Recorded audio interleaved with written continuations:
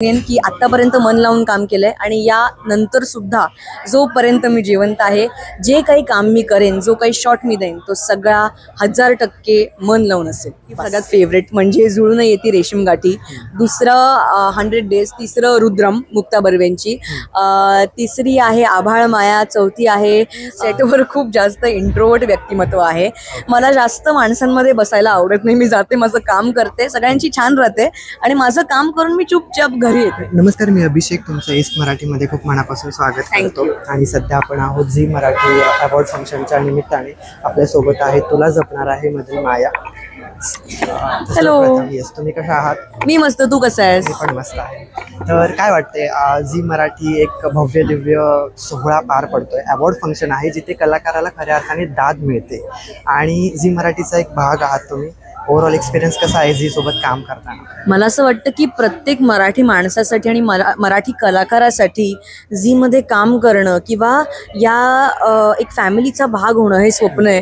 I think मी लहानपणापासून कुठेतरी स्वप्न पाहत आले गेली 10 वर्ष ॲटलिस्ट, की एक दिन यहाँ पे आऊंगी, आणि आज ते स्वप्न सत्यात उतरलेलं आहे. त्यामुळे खूप छान वाटते, खूप ग्रेटफुल वाटतंय मला आणि मज्जा करणारे, एन्जॉय करणारे आणि आता इतके महिने जी काही मेहनत केलेली आहे त्याचा एक्नॉलेजमेंट म्हणून हा जो काही सोहळा आहे तो खूप कमाल वाटतोय. आणि यात तुमची जी भूमिका आहे ती देखील थोडीशी वेगळी आहे. सो ही भूमिका साकारताना काही वेगळे स्पेशल एफर्ट्स वगैरे घ्यावे लागले, वेगळी तयारी करावी लागली? अगदीच, म्हणजे मला असं वाटतं की पहिल्यांदा मी प्रॉपर ब्लॅक असं कॅरेक्टर करते. म्हणजे आधी मी पॉझिटिव्ह केलंय, ग्रे केलंय, पण अगदीच कोणाचा खूनबिन करणं किंवा कारस्थान करणं किंवा हे केलेलं नाहीये. त्यामुळे कॅरेक्टर खूप वेगळं आहे, हेवी आहे, चॅलेंजिंग आहे. पण मला असं वाटतं की कुठलंच कॅरेक्टर कठीण नसतं जेव्हा तुम्ही तुमचं संपूर्ण मन आणि संपूर्ण एक आपण जे म्हणतो ना वाईब त्या कॅरेक्टरच्या समर्पण आपण करून टाकतो, तर ते मग सोपं होऊन जातं. कारण की मग कॅरेक्टर पुढे काय बोलणार आहे, रिॲक्ट कसं करणार आहे, हे सगळं आपल्याला कळायला लागतं. कारण की खऱ्या अर्थाने आपण ते पात्र जगायला लागतं.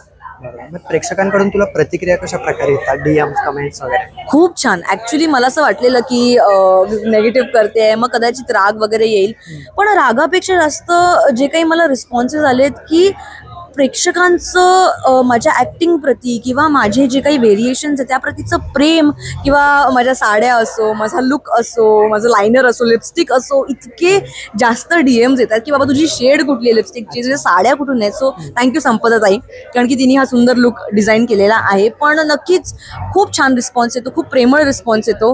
आत्ता पण जेव्हा झी मराठीच्या शॉपिंगला मी गेलेले तेव्हा रस्त्यावर आपल्या ठाणा स्टेशनच्या इकडे एक 10-12 माणसं अशी लगेच माया असं प्रेमाने हाक मारतात. कोणीच राग करत नाही. ऍक्च्युली लोकांना प्रेम वाटतं आणि कधी कधी त्यांना वाईट पण वाटतं की बाबा मायाचं काय होतंय. सो या.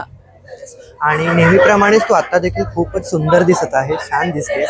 तर याचं क्रेडिट नक्की कोणाला देशील? याचं क्रेडिट मी देणार आहे मला आणि माझ्या आयुष्यातल्या एका खूप स्पेशल व्यक्तीला. कारण की त्यांच्या सपोर्टनी आणि माझ्या कोलॅबोरेशननी नेहमीच त्यांचं काहीतरी वेगळं थॉट असतं आणि माझंही असतं, आणि त्या कोलॅबोरेटिव्ह एफर्टने हा सुंदर लुक मी केलेला आहे. तुम्ही बघू शकता की माझा रंग ऑरेंज होता, पण I mean Maya, what is Maya without black, है ना. सो आज खूप सुंदर अशी कांचीपुरम सिल्क साडी मी नेसलेली आहे, त्याच्यामध्ये ऑरेंज आहे, ब्लॅक आहे, आणि ते माझ्या कॅरेक्टरला रिप्रेझेंट करतं. ओके, आणि सेटवरती वगैरे वातावरण कसं असतं? कमाल असतं. ऑनेस्टली मला तुम्ही विचाराल की मी सेटवर खूप जास्त इंट्रोवर्ट व्यक्तिमत्व आहे. मला जास्त माणसांमध्ये बसायला आवडत नाही. मी जाते, माझं काम करते, सगळ्यांची छान राहते आणि माझं काम करून मी चुपचाप घरी येते, कारण की मला माझं घर सगळ्यात जास्त प्रिय आहे. तर झी मराठीचे एक 5 मालिकांची नावं तुला सांगायची आहेत. झी मराठीच्या 5 मालिकांची नावं. सगळ्यात आधी माझी सगळ्यात फेवरेट म्हणजे जुळून येती रेशीम गाठी, दुसरं 100 डेज, तिसरं रुद्रम मुक्ता बर्वेंची, तिसरी आहे आभाळ माया, चौथी आहे 4 दिवस आसूचे. आणि आता तुला काही नॉमिनेशन आहे या? हो, मला खूप छान वाटतं हे सांगायला की यंदाच्या 2025 झी मराठी अवॉर्ड्ससाठी मला सर्वोत्कृष्ट खलनायिकेचं नामांकन मिळालेलं आहे आणि मी खूप ग्रेटफुल आहे की झी मराठीने माझ्या कामाची नोंद घेतली आहे आणि हे नामांकन देण्या इतपत मला लायक समजलं आहे. आणि खरं सांगायचं झालं तर नामांकन मिळणं हे अवॉर्ड मिळणं इतकंच जवळपास असतं. तसं बघायला गेलं तर प्रेक्षकांनीच आधी नॉमिनेशन केलेलं असतं आणि त्यांची जी दाद असते तोच एक प्रकारचा अवॉर्ड असतो. तर या शुभप्रसंगी आपल्या लाडक्या प्रेक्षकांना तू काय सांगणार? मी इतकंच सांगेन की प्रेक्षकांनो, प्रिय मायबाप, प्रेक्षक, मी माझ्या प्रत्येक शॉटमध्ये जीव ओतून काम करते आणि माझा हाच अट्टाहास असतो आणि मेहनत असते की माझा प्रत्येक शॉट तुमच्यापर्यंत पोचला पाहिजे. मग ती माझ्यातली षडरिपूंची इंगळी जरी असो, माझ्या कॅरेक्टरची, तिचा छान दंश असा झाला पाहिजे.